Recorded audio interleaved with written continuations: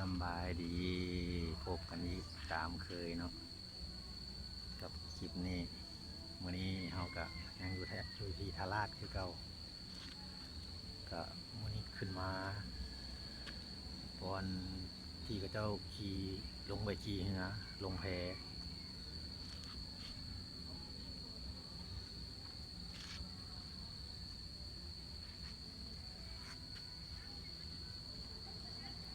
นั่นก็เป็น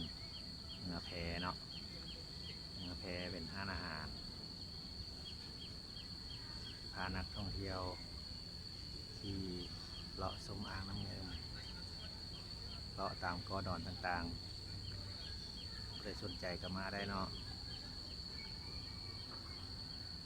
จะมีหลายเหือแพหลายล้ำหลายขนาดหลายประเภทให้ได้เลือกใช้บริการกระบุ้ว่ามีของภายใดเนาะร้านอาหารใดๆเอากับบ่ได้ลงไปแถวเดียวจังไงสิพาอย่างเลาะเบิ่งแถวนี้ก่อนนั่นที่เห็นอยู่ด้านหลังนี่ก็แม่นนี่หยังแต่ก่อนก็เจ้าใช้เป็นสถานที่การประมงควบคุมการประมงของเขื่อนน้ำเงิมทาราชเก่าหลายแล้วเนาะเป็นซากปรักหักพังเก่าแก่หลายแล้วตั้งแต่สมัยตะกี้ถือว่าสุดโทรมหลายจนหักจนล่มลงเองแล้วด้านหลังมันก็แม่นเนาะอันนี้ก็เป็นทางย่างไปหาบอลเจ้าเฮ็ดเทียบเดี๋ยวนี้คือชิบได้ไส้แล้วเนาะพอมันเก่าหลาย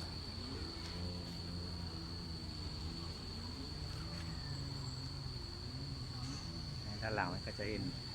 คนเขาเอาเครื่องเล่นเจ็ตสกีลงมาขี่เล่นเนาะถ้าผู้ใดมีก็เอามาได้บ่ว่ากันเป็นที่สาธารณะภาพบรรยากาศด้านหลังนั้นก็เป็นงานประชาชนชาวประมงสมัยแต่เก่าแต่แก่เนาะก็ยังมีให้เห็นกันอยู่เป็นบ้านไม้สังกะสีภาพเก่าๆตะกี้ก็ยังมีให้เบิ่งอยู่เนาะ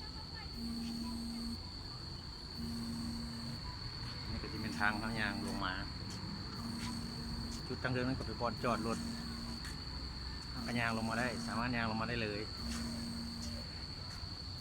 นี่ก็เป็นบริเวณน้ำอ้อม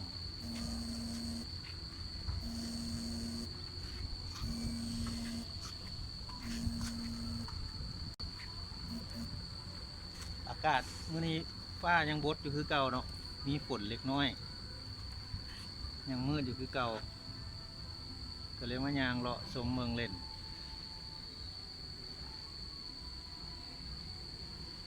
เบิ่งจากด้านเทิงนี้ลงไปนั่งน้ำเงิมกับวิวกับงามดี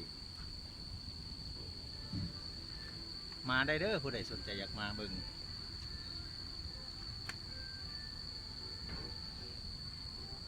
โอเคจะได้ลาไปก่อนจะได้ขอยางลงไปทางลุมก่อนเนาะถ้าเป็นอะไรที่